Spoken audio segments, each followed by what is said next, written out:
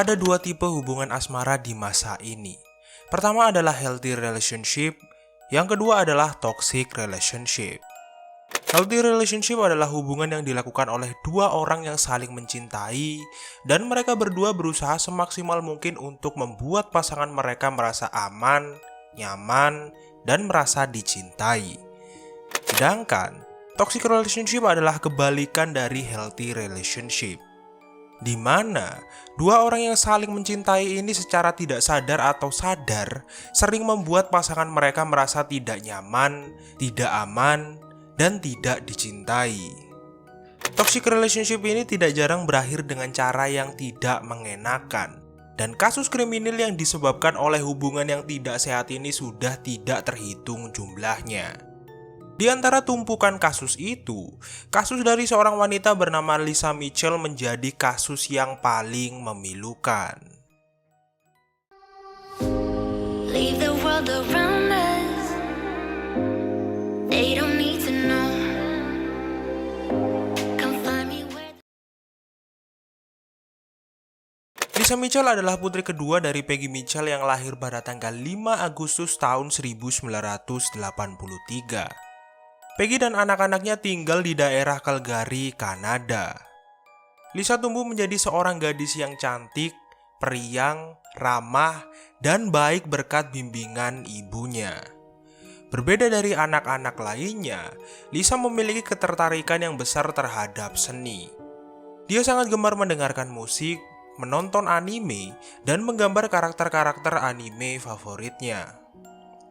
Kesukaannya terhadap dunia seni ini semakin dia ekspresikan di masa SMA-nya, di mana dia dan teman-temannya membentuk sebuah girl band bernama Just Cause. Di masa SMA-nya, Lisa tergolong murid yang biasa-biasa aja jika dilihat dari nilai akademiknya. Tapi jika dilihat dari nilai seninya, Lisa ini tergolong murid yang luar biasa. Setelah masa SMA-nya berakhir, Lisa memutuskan untuk tidak kuliah dan memilih untuk langsung bekerja. Lisa ini tergolong wanita pekerja keras, di mana dia tercatat pernah bekerja di beberapa tempat seperti supermarket, kafe, dan bahkan dia juga sempat bekerja sebagai pegawai ice cream keliling. Pekerjaannya sebagai pedagang es krim keliling ini membuatnya bisa bertemu beberapa musisi idolanya ketika dia berjualan di beberapa event konser musik. Setelah merasa sudah memiliki cukup pengalaman, Lisa memulai perjalanan baru di hidupnya dan bekerja di sebuah restoran yang terletak di Calgary. Pekerjaannya di restoran ini tidak hanya membuka jalannya kepada kehidupan yang lebih baik, tapi juga membuka jalan kehidupan asmaranya, di mana Lisa saat itu terlihat dekat dengan sous chef di restoran itu yang bernama Alan Shayback. Alan Shayback adalah pria yang memiliki sifat yang sangat berbeda dengan Lisa. Alan ini terkenal memiliki sifat pendiam, pemalu, dan introvert. Hubungannya dengan Lisa awalnya berjalan baik-baik saja. Akan tetapi, hubungan mereka ini mendapatkan tentangan dari ibu Lisa. Mungkin Peggy tidak menyetujui hubungan putrinya itu karena Alan memiliki kepribadian yang sangat berbeda dengan Lisa.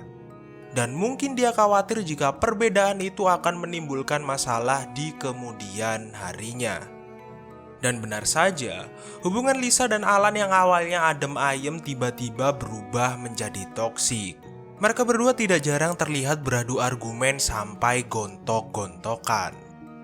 Karena sudah muak dengan segala pertengkaran di antara mereka, Lisa dan Alan akhirnya memutuskan untuk mengakhiri hubungan mereka meskipun di lubuk hati mereka masih saling mencintai. Setelah hubungannya dengan Alan berakhir, Lisa terlihat mulai berkencan dengan beberapa pria.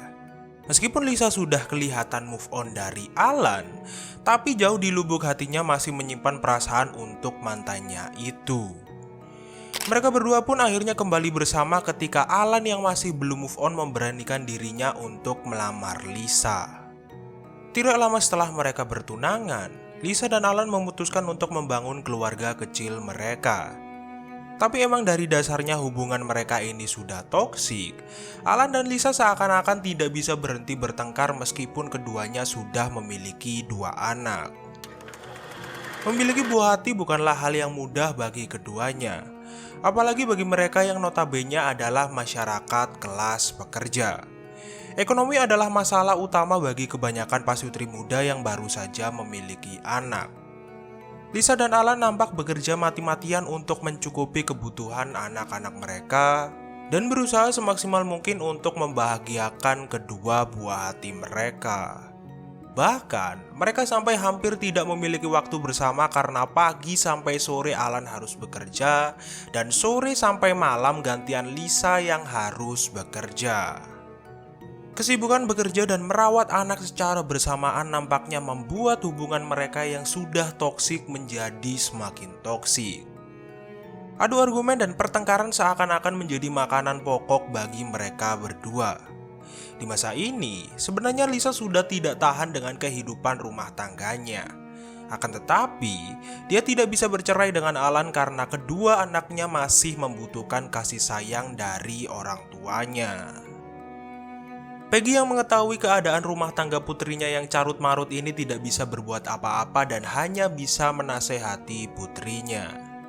Dia juga sering meminta Lisa untuk nginep di rumahnya agar putrinya itu bisa sedikit menenangkan diri dan menjernihkan pikirannya. Tidak terasa hubungan rumah tangga Lisa dan Alan sudah berjalan 10 tahun. Bukannya saling mengerti satu sama lain, Lisa dan Alan malah kelihatan semakin sering bertengkar, apalagi saat itu Lisa harus menanggung ekonomi rumah tangganya sendirian setelah Alan dipecat dari pekerjaannya. Bahkan, Lisa sampai harus bekerja di 2 tempat untuk mencukupi kebutuhan keluarganya. Setelah menuntaskan pekerjaan di tempat kerja pertamanya, Lisa harus langsung berangkat ke Twin City Hotel. Twin City Hotel terletak di daerah Longview yang hanya berjarak 1 jam dari rumah ibunya. Sedangkan rumah Lisa berada di daerah Ogden yang notabene berjarak 9 jam dari Hotel Longview. Jadi untuk mengefisienkan waktu dan biaya transportasi, Lisa memutuskan untuk sering nginep di rumah ibunya. Kerja Lisa di Twin City Hotel ini berjalan cukup lancar sampai bulan Oktober tahun 2012, di mana saat itu Twin City Hotel mengadakan pesta Halloween. Lisa datang ke pesta itu dengan ibunya. Pesta di malam itu berjalan cukup lancar dan mereka berdua terlihat menikmati waktu mereka bersama. Setelah pestanya usai, Lisa memutuskan untuk tidak pulang dan nginep di rumah ibunya karena keesokan harinya Lisa harus bekerja. Dari sini semua tampak normal dan tidak ada yang aneh. Akan tetapi, keanehan mulai terjadi ketika Lisa tidak bisa dihubungi setelah beberapa jam dia berangkat kerja.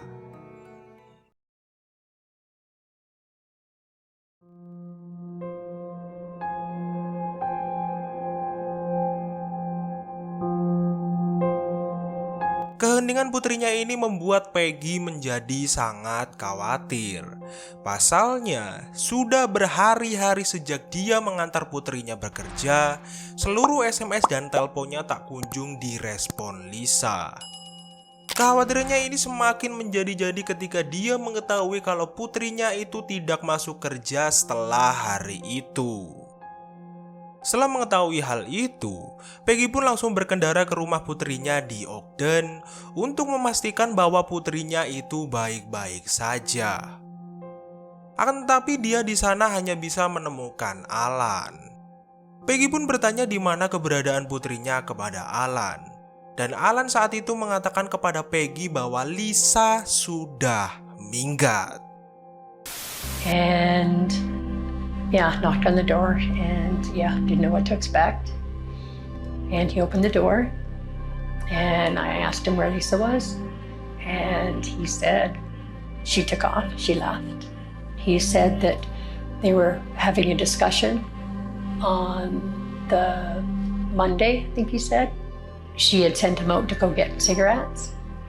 And when he came back 15 to 20 minutes later, he said she was gone. The first thing I noticed is I looked to my right and that was their front hall closet and I saw her shoes, her favorite shoes, and her jacket. I'm thinking it's October.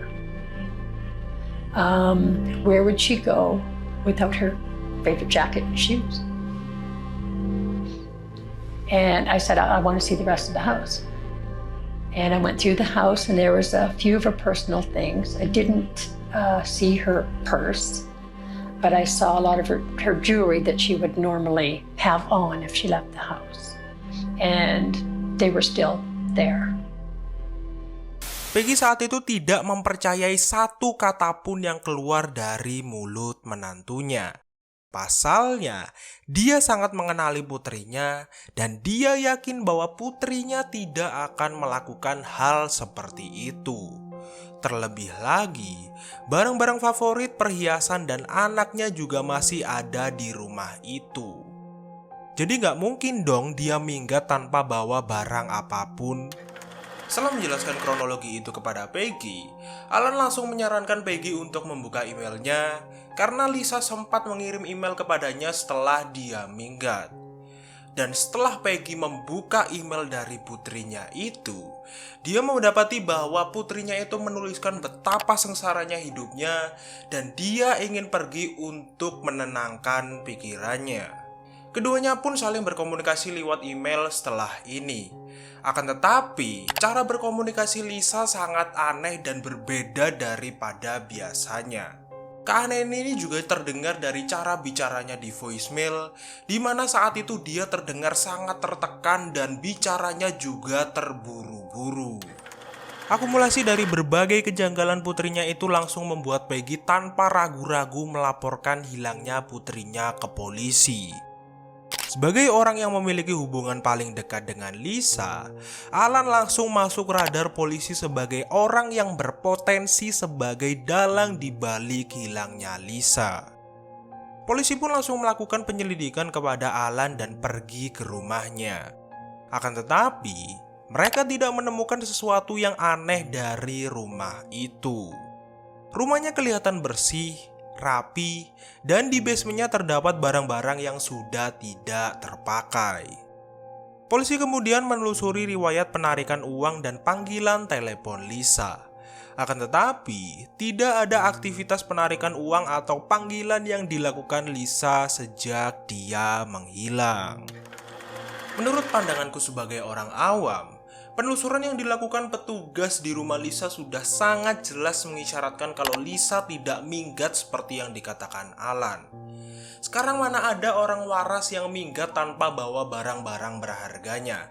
Terlebih lagi, jumlah saldo di rekeningnya tidak berkurang sama sekali. Emang Lisa ini robot apa? Nggak bisa lapar, nggak bisa ngantuk, terus nggak ngerasa kedinginan? Kan nggak mungkin. Pada tanggal 29 Januari tahun 2013, Alan diminta untuk datang ke kantor polisi untuk dimintai keterangan. Saat itu, petugas mencoba untuk mengorek dan menggali informasi tentang kehidupan rumah tangga Alan dan Lisa. Alan pun menjelaskan kepada petugas bahwa hubungannya dengan istrinya sedang tidak baik-baik saja selama ini. Dia juga menyebutkan kalau mereka sering bertengkar dan tidak jarang dirinya main tangan kepada istrinya. Tidak hanya itu, dia juga mengatakan kalau Lisa sempat selingkuh dengan pria lain dan dia juga pernah melihat foto profil Lisa di website dating online. Meskipun Alan sangat kooperatif dalam sesi wawancara ini, petugas masih memasukkan Alan di daftar tersangka dalam kasus ini.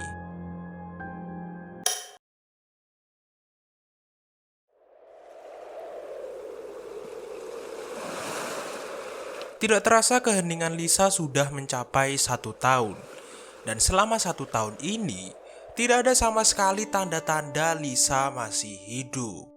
Kalaupun Lisa memang masih hidup dan dia dengan sengaja kabur karena tidak ingin bersama dengan Alan, dia tidak mungkin memutus kontak dengan ibu dan anak-anaknya. Karena mereka bertiga adalah orang terpenting di hidupnya. Polisi pun segera melacak voicemail yang dikirimkan Lisa kepada ibunya 1 tahun yang lalu. Saat itu, mereka menemukan fakta bahwa voicemail itu berasal dari telepon kuno di daerah Edmonton. Voicemail itu tercatat pernah menghubungi beberapa nomor termasuk nomor Ellen. Hal ini pun berbanding terbalik dengan pernyataan Ellen yang mengatakan kalau dia sama sekali tidak pernah mendapatkan kabar dari Lisa. Insting para petugas pun menuntun mereka untuk menyelidiki informasi pribadi Alan termasuk catatan banknya.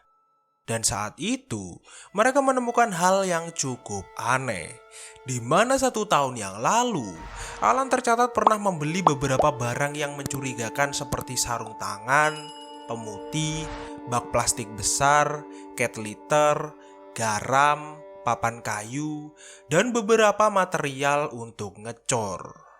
Dan untuk membuktikan kecurigaan mereka sampai membuat rencana untuk menyamar dan masuk ke dalam hidup Ellen dengan tujuan untuk mendapatkan pengakuan secara langsung dari mulut pria itu. Singkat cerita, proyek yang mereka namai sebagai Proyek Aurora pun dimulai.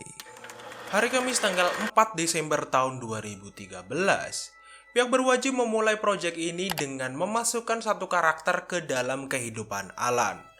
Saat itu, Alan yang sedang berada di parkiran majikannya tiba-tiba dikejutkan oleh seorang gadis yang didorong ke mobilnya. Gadis itu pun langsung meminta maaf kepada Alan, dan dia juga memberikan nomor pribadinya agar Alan bisa menghubunginya jika dia ingin mengklaim asuransi. Tidak hanya itu, dia juga mengatakan kalau bosnya akan mengcover semua dana yang dikeluarkan Alan untuk memperbaiki mobilnya. 1 bulan setelah proyek ini dimulai, jumlah petugas yang ditugaskan untuk memasuki kehidupan Alan semakin ditambah, dan mereka juga diberi role yang berbeda-beda. Ada yang ditugaskan menjadi babysitter dan ada juga yang ditugaskan untuk menjadi teman Alan. Proyek mereka ini nampaknya berjalan sukses. Pasalnya, Alan nampak tidak curiga sama sekali dan para petugas itu nampak berhasil mendekati Ellen. Bahkan, Ellen sampai jatuh hati dengan salah satu petugas dan mengajak petugas itu kencan.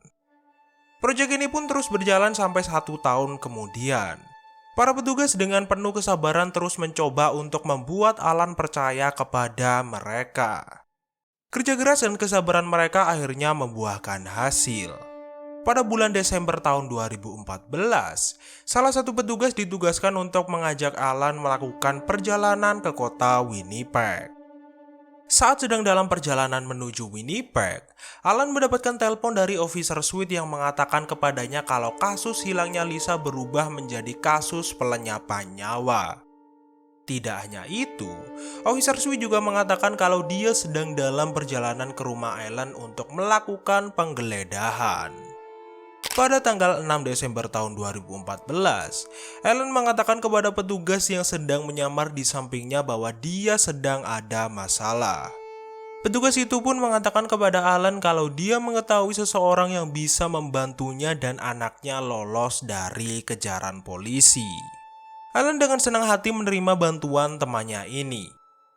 Singkat cerita, mereka berdua pun akhirnya sampai di lokasi teman Ellen yang nama tempatnya tidak bisa kita sebutkan. Di sisi lain, polisi yang sudah tiba di rumah Ellen langsung melakukan penggeledahan. Dan saat mereka melakukan penggeledahan dengan teliti, mereka saat itu melihat bekas semenan yang tidak rapi di basement. Petugas yang merasa curiga pun langsung menghancurkan semenan itu. Dan ternyata di dalam semenan itu terdapat tubuh Lisa yang diselimuti dengan plastik dan di dalamnya terdapat cat litter dan garam. Saat itu Lisa ditemukan dalam keadaan yang memilukan, di mana sebagian tubuhnya sudah dikompos karena tidak tertutupi dengan garam dan cat litter. Jika dilihat dari keadaannya, bisa dikatakan kalau si pelaku ini dengan sengaja ingin memumikan Lisa. Di sisi lain, Alan yang sedang dengan petugas yang sedang menyamar pun akhirnya mengakui perbuatannya kepada petugas itu. We realized us fighting separately wasn't getting us anywhere. We tried to reconcile. We've been living together again for a few months. And of course, it was good for a little bit. Yeah, she was just in a bad mood that whole day, and then they kind of just go to bed, like, tomorrow's another day, and then right from that, as we kind of argued through that night, eventually just said the hell with it, went to sleep. I just slept on the couch. And first thing the next day, it was like just right back into it. And it just kind of kept going and going and going. I don't even remember what the real fight was all about. I don't even remember. All I remember is that we were just arguing. It was just back and forth. Yeah, the whole day, and I can't even think of what it was. I don't know what we were saying to each other. I don't know what was getting everything so heated. She kind of came towards me with the knife, and I don't know if she. I think I thought she was trying to stab me. I don't know now. Honestly, things happened. I wound up trying to hold her back, hold her down. My hands wound up around her neck, and I choked. I can remember sitting there trying to let go and not making it. Tidak hanya itu, dia juga mengatakan bahwa dia telah menggabungkan beberapa rekaman suara Lisa dan menggunakan itu untuk mengirim voicemail kepada ibu Lisa.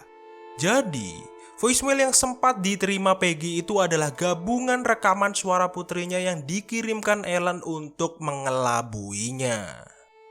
Rekaman pengakuan dan bukti-bukti yang ditemukan pun langsung membuat Ellen diamankan polisi. Alan dituduh telah melakukan pelenyapan nyawa tingkat kedua kepada Lisa. Akan tetapi perjalanan petugas untuk memenjarakan Alan masih sangat panjang. Mereka masih harus menunggu sampai 3 tahun untuk membangun kasus melawan Ellen. Dan saat itu, mereka menemukan sebuah fakta bahwa Alan ternyata mengidap bipolar. Setelah mengetahui hal ini, mereka juga mempertimbangkan kemungkinan bahwa Ellen sebenarnya melenyapkan Lisa dengan tujuan self-defense.